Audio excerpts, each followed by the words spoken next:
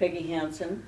I can only speak for myself and my experience, but I've never thought about aging until I retired. I always lived in the moment, and it proceeded as the way opened. When I retired at age 62, it was the first time I began to think about what I might do with the rest of my life. Up to that point, I lived a fairly normal life with both ups and downs, happy times, sad times, and I was widowed at age 58. After retirement, I remained busy accepting many opportunities to travel, volunteer, do lots of things like that. Big decision was when I decided to move to a senior cooperative at the age of 63. And that certainly made me think of aging as I was surrounded around many people much older than me. Now I am 90 and I'm one of the older people. I was curious, you hadn't thought at all about aging until you retired, and kind of what were some of the things that suddenly got your attention? Well, that's a pivotal moment in your life. You're 50 or 60 years old. You're busy with your work, with your family, lots of stuff. I mean, you don't think about it. You're too busy making the meals and getting to work and all of the stuff that you have to do. So you don't all of a sudden when you're 40 think, I wonder what I'm going to do when I'm 90. I mean, at least I didn't. And that's what I meant by living in the moment. And I didn't think about it. Am I unusual? All of a sudden I'd had a structured life. You had kids, you had a job, and your whole day was planned for you because of just what was going on in your life. Mm-hmm. There you are all of a sudden, oh, I've got all day long. I mean, nobody needs me, not nobody needs me, but you have all this time, and then you think, oh my gosh, well, I maybe have 20 years, I maybe have 10. What am I going to do? What do I want to do? Now, a lot of people go through that when they're much younger, sure, but not in the same context. Mm-hmm. With aging. Do you think I'm unusual that I didn't think about it? No. But there is a point, and I don't know if it was 75 or 80. I would guess it probably was 80.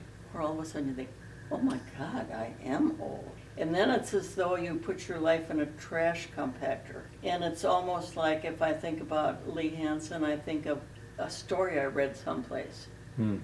Almost like it's many things, the experiences that I've had.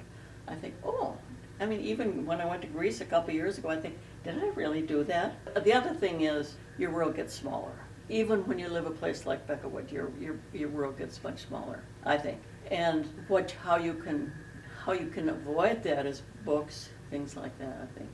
And I'm in fairly good health for somebody my age. So I'm out and about, and I have friends outside of Becketwood. So I'm not a sheltered particularly, but I'm much more, I used the term recently, vulnerable, but I don't think I'm really vulnerable, but think more about what I can do, Oh, if I go to that place, I have to go and I have to park, and then I have to walk, So there are transformations that have taken place just these last few years.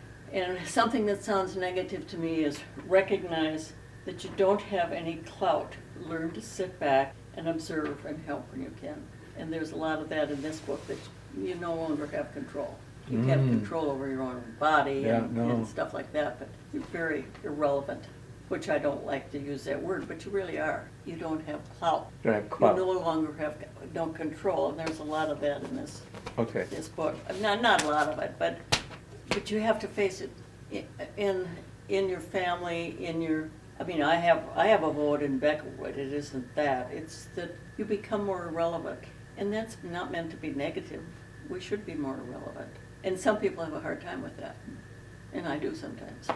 But on the other hand, it's very freeing.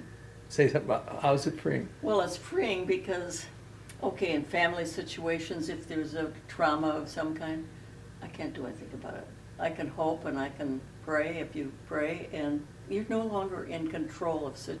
You're in control of your own body and what you eat and what you wear and all that sort of thing. But you have very little clout.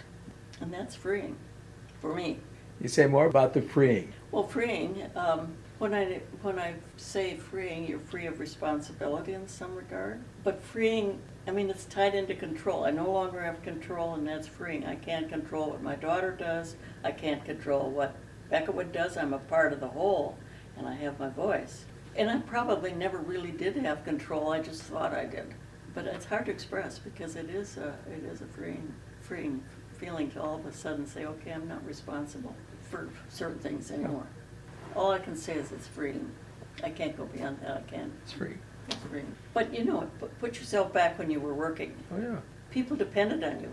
I had to have a board agenda ready at the time of the board meeting. There were things you had to do in your life. Now that's responsibility in a different way. That's a job function. And that's not really what I'm talking about. I'm not talking about nitty-gritty stuff. I guess it's what I'm talking about is kind of nebulous, but it's all I could tell you is that's how I feel. I'm out to pasture. Don't you know what that means? Yeah.